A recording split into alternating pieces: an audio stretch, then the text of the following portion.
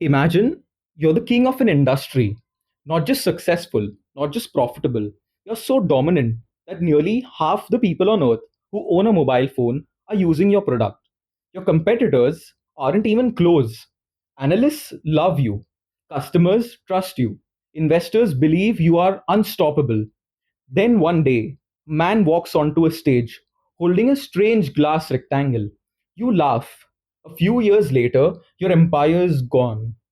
This is the story of how Nokia laughed at the iPhone and paid the price. Back in the early 2000s, Nokia wasn't just a phone company, it was the phone company. If you were alive during that era, chances are you owned a Nokia, knew someone who owned a Nokia, or desperately wanted one. Their phones were everywhere in Europe, in Asia, in Africa, in America. Nokia phones had a reputation that almost sounds mythical today.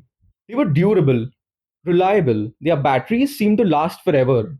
Some people joke that a Nokia could survive being dropped from a building and still work perfectly. And honestly, these jokes weren't far from reality. By 2007, Nokia controlled around 40% of the global mobile phone market. Think about that for a moment. Nearly one out of every two phones sold belonged to Nokia. From the outside, it looked impossible for them to fail, but hidden beneath the surface was a dangerous problem. Nokia had become comfortable, very comfortable. The company believed it understood phones better than anyone else, and that confidence slowly started turning into arrogance. Then came January 9th, 2007, a day that would change technology forever. At the Mac World Conference in San Francisco, a man wearing a black turtleneck walked onto a stage. His name was Steve Jobs, and he was about to reveal Apple's first smartphone, the iPhone. Today, that announcement is legendary. But at the time, many people weren't impressed, including people inside Nokia. The first iPhone had serious limitations. It did not have an app store. It was expensive. The battery couldn't be removed. It lacked features that many existing phones already had. To Nokia executives, the device looked like a toy, a stylish gadget, not a serious threat. After all, Nokia had spent years perfecting mobile phones. Apple had never made one before. Why should they be worried? From Nokia's perspective, the answer seemed obvious. They shouldn't. And that was exactly the problem. Because while Nokia focused on what the iPhone lacked, Apple focused on what the future could become. The iPhone wasn't trying to be a better version of existing phones, it was trying to redefine what a phone was. Most companies couldn't see that. Nokia definitely couldn't. And while Apple was thinking about the next decade, Nokia was still thinking about the next quarter. At first, Nokia's confidence seemed justified.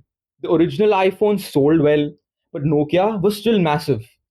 The company continued shipping millions and millions of phones.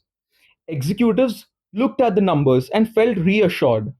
But numbers can be dangerous, especially when they hide a trend. Because something strange was happening.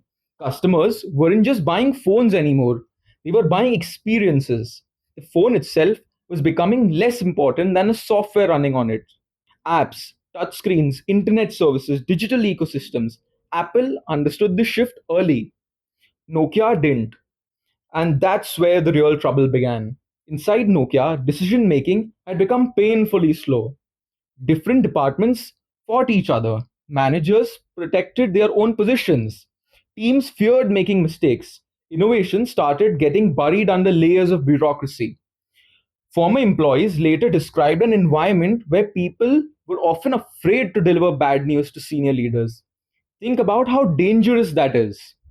If employees are scared to tell the truth, leaders start making decisions based on fantasy. And that's exactly what happened. While Apple improved the iPhone year after year, Nokia struggled to adapt. The company's software platform, called Symbian, became increasingly outdated. Users found it confusing. Developers preferred building apps for Apple's ecosystem. Consumers started noticing the difference.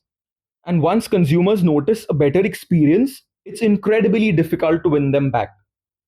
Then things got worse. Google launched Android. Now, Nokia wasn't just competing against one company, it was competing against an entire ecosystem: Samsung, HTC, Motorola, and many others, all powered by Android. Smartphone revolution was accelerating. Nokia was falling behind fast. The company tried responding with new devices, new software, new strategies, but every move felt late, every decision felt reactive. Instead of leading the future, Nokia was chasing it, and the gap kept growing. By the early 2010s, the numbers became impossible to ignore.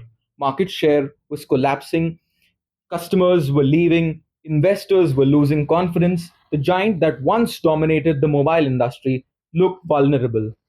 Then came one of the most dramatic moments in corporate history. In 2011, Nokia's new CEO, Stephen Elop, sent a famous internal memo. He described Nokia as a man standing on a burning oil platform, a platform so dangerous that staying put guaranteed disaster. The only option was to jump. It became known as the burning platform memo, and it perfectly captured Nokia's situation. The company finally realized the danger, but realization and recovery are not the same thing. Years of missed opportunity had already taken their toll. Soon after, Nokia partnered with Microsoft. The hope was that Microsoft software could help Nokia compete against Apple and Android. Instead, the partnership struggled. Consumers weren't convinced, developers weren't convinced. The momentum simply wasn't there.